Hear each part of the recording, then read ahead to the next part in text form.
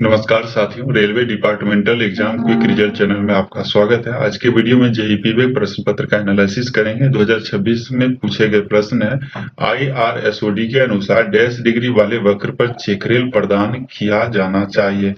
Schedule of dimension 2022 अभी जो वर्तमान में चल रहा है, जिसमें 4 जो है करेक्शन आया हुआ है। ठीक है, इसका जो राइट उत्तर हो जाएगा 8 डिग्री वाले वक्र पर चेकरेल प्रदान किया जाता है। अगला प्रश्न है कि 1 इन 1200 ग्रेडियंट को प्रतिशत के रूप में डैश के रूप में लिखा जा सकता है। तो किसके रूप में लिखा जा सकता है? तो यहाँ पे देखिए 0.5% के रूप में इसे लिखा जा सकता है। 77 का 4 नंबर हो जाएगा। स्विच का थ्रो वह दूरी है जिसके द्वारा यहाँ पे स्विच के वास्तविक टो पर टंगरेल चलती है। अगला प्रश्न है कि घुमावदार स्विच में स्विच के टो से क्रॉसिंग असेंबली के आरंभ तक के ट्रैक के हिस्से को डैश कहा जाता है। तो लीड ऑफ टर्नआउट कहा जाता है। सी नंबर सही उत्तर हो जाएगा। 8.5 सिमेट्रिकल स्पीड कर्व स्विच पर जो अनुमत गति है वो कितना होता है? इस पे सिमेट्रिकल के लिए पूछा गया 30 किलोमीटर प्रति घंटा यहाँ पे स्पीड होता है।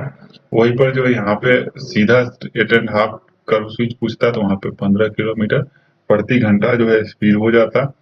अगला प्रश्न है कि 1 इन 20 कैंट डैश स्थानों पे उपलब्ध नहीं है। ये किस पे नहीं दिया जाता है? तो पॉइंट ऑफ क्रॉसिंग पे कोई भी कैंट प्रदान नहीं किया जाता है। स्विच में शामिल है। स्विच में जो है क्या शामिल है? तो स्ट्रेचर बार के साथ टंग रेल का एक जोड़ा जो होता है उसे स्विच कहा जाता है। अगला प्रश्न है कि ओएमएस का पूर्ण रूप क्या है? ओएमएस का पूर्ण रूप यहाँ पे ऑसिलेशन मॉनिटरिंग सिस्टम हो जाएगा। बी नंबर सही उत्तर। ठीक है, अगला प्रश्न है कि 110 किलोमीटर प्रति घंटे तक की गति के लिए बीजी पर टीआरसी के जो आवृत्ति होगा वो कितना होगा? तो 6 महीने में यहाँ पे एक बार टीआरसी किया जाएगा। फ्रीक्वेंसी 16 मंथ हो जाएगा। यहाँ पे ए नंबर। टीआरसी रिकॉर्डिंग में टीक्यूआई का जो अर्थ होगा वो क्या होगा? टीक्यूआई का अर्थ ट्रैक क्वालिटी इंडेक्स होता है। टीक्यूआई का ट्रैक क्वालिटी इंडेक्स सही उत्तर हो जाएगा। टीआरसी ओएमएस परिणामों के अनुसार 100 किलोमीटर प्रति घंटे तक की गति के लिए तत्काल रखरखाव सीमा यूएमएल जो है कितना है? तो यूएमएल 0.3 जी वर्टिकल और लेटरल एक्सीलरेंस पीक यहाँ पे सही उत्तर हो जाएगा। 86 का बी। नेक्स्ट क्वेश्चन है यहाँ पे अगला कि यदि पीएमआर से अधिक ब्लॉकों का प्रतिशत डैश से अधिक हो तो ब्लॉक सेक्शन की योजना थ्रू डैम्पिंग के लिए बनाई जानी चाहिए। थ्रू डैम्पिंग के लिए योजना यहाँ पे जब 40% से अधिक हो तो ब्लॉक सेक्शन में थ्रू योजना बनाया जाता है। अगला प्रश्न है कि सीबीएमएल का विस्तार जो है क्या होगा? सीबीएमएल एनबीएमएल के जगह पे सीबीएमएल लाया गया, जिससे कंडीशन बेस्ड मेंटेनेंस लिमिट यहाँ पे फुल फॉर्म हो जाएगा। बेल्ट ट्रिमर के रखरखाव के लिए दैनिक जो अनुसूची जांच है वो क्या है? यहाँ पे cutting head as rail section के रूप में सही है, सुसज्जित होना चाहिए। कटिंग एज तेज और साफ हो। जांच करें कि कटिंग एज में कोई खराबी नहीं, यानी कि उपरोक्त में से सभी यहाँ पे उत्तर हो जाएगा।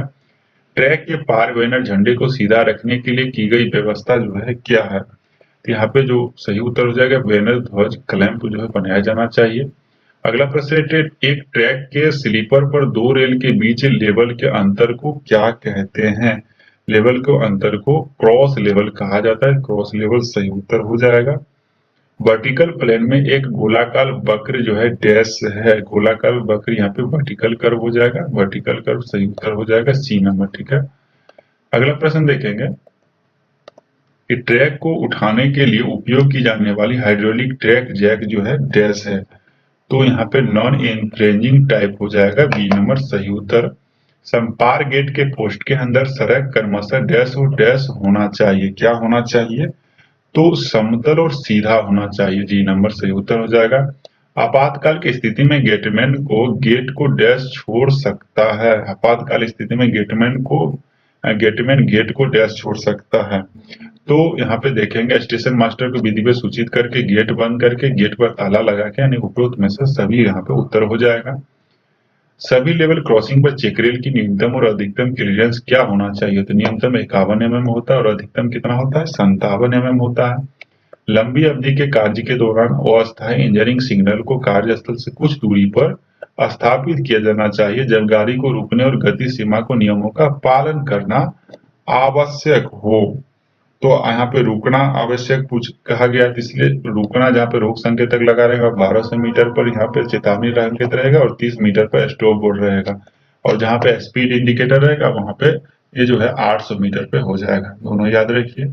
यदि दो या दो से अधिक ओवीएस ओवीएस डब्ल्यू दोस्त एक दूसरे से 4 मीटर की दूरी के भीतर स्थित हो तो उन्हें डैश के रूप में वर्गीकृत किया जाएगा। किस रूप में वर्गीकृत किया जाएगा? तो आईएमआर आईएमआर डब्ल्यू यानी के रूप में वर्गीकृत किया जाएगा। ये नंबर सही उत्तर हो जाएगा।